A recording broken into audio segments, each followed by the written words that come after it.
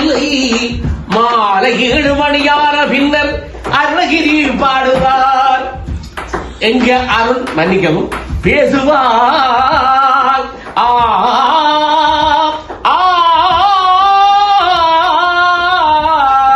அருணுக்கு பிறந்த நாள் பிறந்த நாள், அருணுக்கு பிறந்த நாள் பிறந்த நாள், அகசுரக்கும் நன்னாள் நன்னாள், அருணுக்கு பிறந்த நாள் பிறந்த நாள்.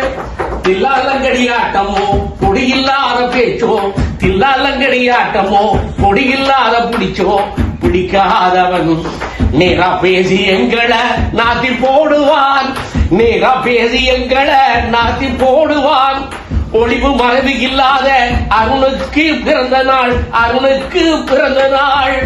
எங்கிருந்த போதும் சேர்ந்திடும் நட்பு அன்பரால் சேர்ந்து கூடிடும் நட்பு.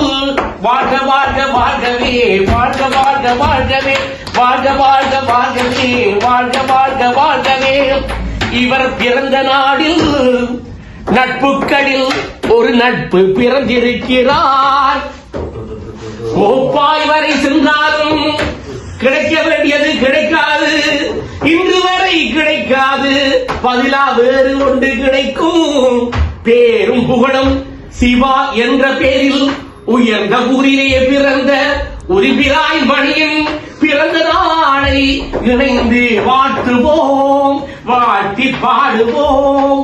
வாழ்க வாழ்கவே என்றும் வாழ்க வாழ்கவே, வாழ்க வாழ்கவே என்றும் வாழ்க வாழ்கவே, வாழ்க வாழ்கவே என்றும் வாழ்க வாழ்கவே, வாழ்க வாழ்கவே என்றும் பல்லாண்டு பல்லாண்டு வாழ்க வாழ்கவே,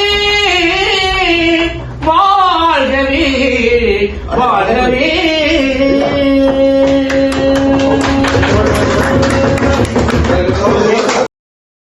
இதுதான் நாம் வாழ்வில் கண்ட மகிழ்ச்சி.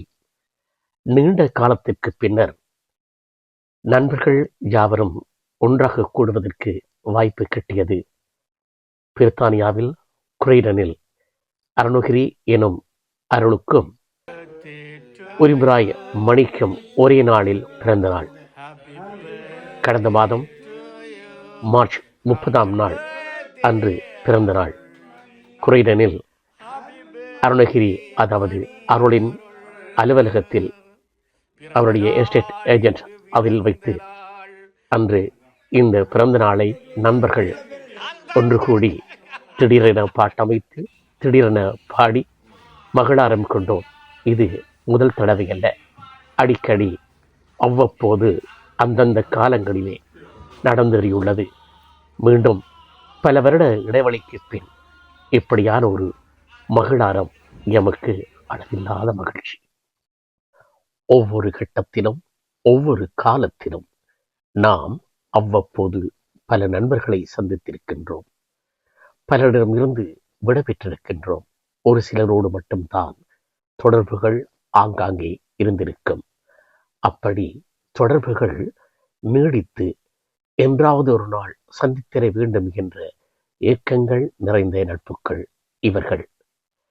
இதில் ஒரு சில பேர் தாமதமாக வந்திருந்தாலும், ஆனால் அந்த இடத்தில் இவர்களுடைய சந்திப்பு ஓர் பேரும் மகிழ்ச்சியை ஏற்படுத்தாமல் இல்லை.